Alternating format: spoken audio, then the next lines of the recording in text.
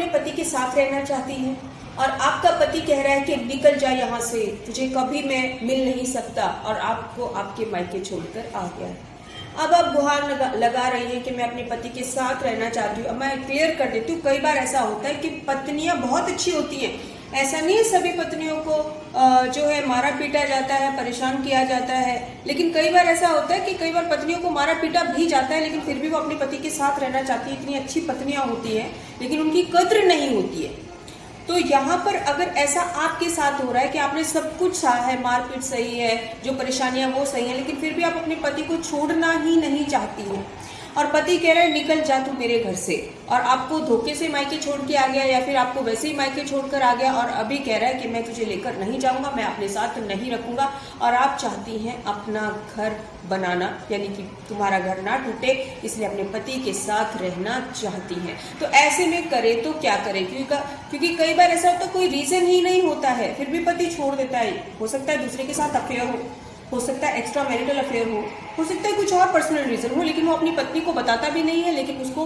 रखना भी नहीं चाहता, उसके साथ भी नहीं रहना चाहता। तो ऐसे में करे तो क्या करे, आपके सभी सवालों का जवाब मिलेगा, लेकिन उससे पहले चैनल को सब्सक्राइब कीजिए, वीडियो को पूरा देखिएगा। ऐसी औरतों के लिए सबसे पहले तो मैं कहना चाहूंगी कि सबसे पहले अपने पति को सेक्शन 9 का नोटिस दें, और उससे पहले आपको कहाँ जाना है, एसपी ऑफिस जाना है। एसपी ऑफिस में आपको एक एप्लीकेशन लगानी है कि मैं एडीआर में कॉम्प्रोमाइज करना चाहती हूँ, कृपया करके करवाया जाए। तो आपको क्या है, आपको डेट दी जाएगी, फिर वहां पर एडीआर के थ्रू आपको डेट मिलती है, और डेट मिलती है तो आप दोनों को ही वहां पर बुलाया जाता है और कॉम्प्रोमाइज करवाने की कोशिश की जाती है। देखिए यहाँ पर क्लियर कर देती हूँ, कोई भी कानून हमारे देश का ये चाहता है कि आपकी गृहस्थी बची रहे, इसलिए सबसे पहले आपको कॉम्प्रोमाइज के लिए बोला जाता है, काउंसलिंग की जाती है, आपको समझाया जाता है कि तुम्हारा घर बस जाएगा, छोटी छोटी बातों पर घर मत तोड़ो। तो हो सकता है 99% भी वहां पर सॉल्यूशन हो जाते हैं एक्चुअली, कि छोटे मोटे जो ईगो है, हर्ट हो गए हैं, वो वहां पर क्लियर हो जाते हैं और कॉम्प्रोमाइज हो जाता है। यानी कि पति को भी समझ में आ जाता है कि मैं गलत था, और पत्नी अगर गलत है तो पत्नी को भी समझ में आ जाता है कि मैं गलत थी, तो वहां पर आप मिल सकते हैं। मैं फिर से रिपीट कर रही हूँ, आपको क्या करना है, एसपी ऑफिस जाना है, एडीआर में काउंसलिंग के लिए एप्लीकेशन लगानी है जिससे कि आपकी काउंसलिंग हो सके। वहां से आपको एक डेट मिलती है जिसमें दोनों को आना होता है और आपको कॉम्प्रोमाइज हो जाए, यानी कि आपका समझौता हो जाए, ऐसे में वो पूरी कोशिश की जाती है। मान लीजिए कि आपका समझौता नहीं हुआ, तो आपको करना क्या है, सेक्शन 9 का नोटिस भेजना है। और अगर सेक्शन 9 के अंदर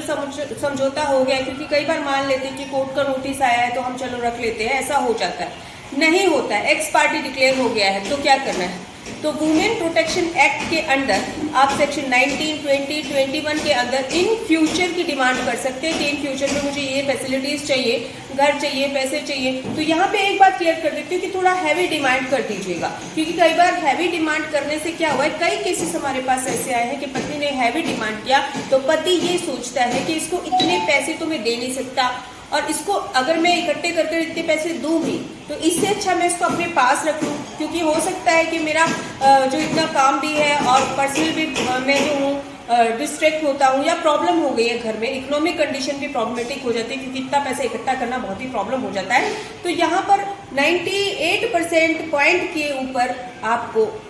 अपना पति मिल जाता है। तो यहाँ पर है कि आप वुमेन प्रोटेक्शन एक्ट के अंदर सेक्शन 9, 20, 21 के अंदर इन फ्यूचर की डिमांड कर सकती हैं। देखो इन फ्यूचर की डिमांड आप कैसे करती है, वुमेन प्रोटेक्शन एक्ट सेक्शन 2, 17, 18, 19, 20, 21 में ये साफ साफ कहा गया है कि एक औरत को अपने ससुराल में रहने का अधिकार है। अगर ऐसा नहीं हो रहा है, यानी कि पति आपको अपने साथ नहीं रख रहा है और कोई भी रीजन नहीं है, क्योंकि कई बार जेन्युइन रीजन होता ही नहीं है,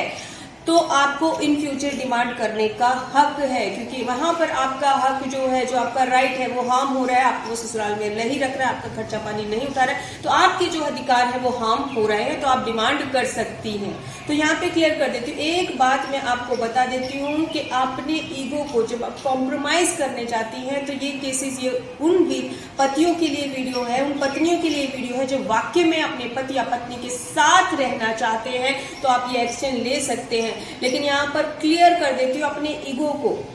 साइड में रखकर चलिएगा जब आप कॉम्प्रोमाइज करने जाए, क्योंकि जस्ट एक सॉरी आपका घर बसा भी सकती है और तोड़ भी सकती है। कई बार पत्नी चाहती है कि डाइवोर्स ना हो, पति भी दिल से चाहता है कि डाइवोर्स ना हो, लेकिन आपका एक सॉरी मुंह से नहीं आता, आपका ईगो इतना अहम, इतना बीच में आ जाता है कि न चाहते हुए भी आपका डाइवोर्स हो जाता है। लास्ट एक रिक्वेस्ट है, आप इतना कुछ कर रहे हैं लेकिन उससे पहले आप अपने पति से जरा पूछ लीजिएगा कि जेन्युइन रीजन क्या है, आपका पति आपको क्यों नहीं रखना चाहता है। हो सकता है छोटी सी मिस्टेक हो लेकिन आपको समझ ही नहीं आ रही हो, या आपके पति की छोटी सी मिस्टेक हो, आप कॉम्प्रोमाइज करने के लिए तैयार ना हो, दोनों ही समझौते के तौर पर है, लेकिन हाँ ये कम से कम 99% काम करता है। तो प्लीज इस पे ध्यान दीजिएगा। अगर आप भी अपने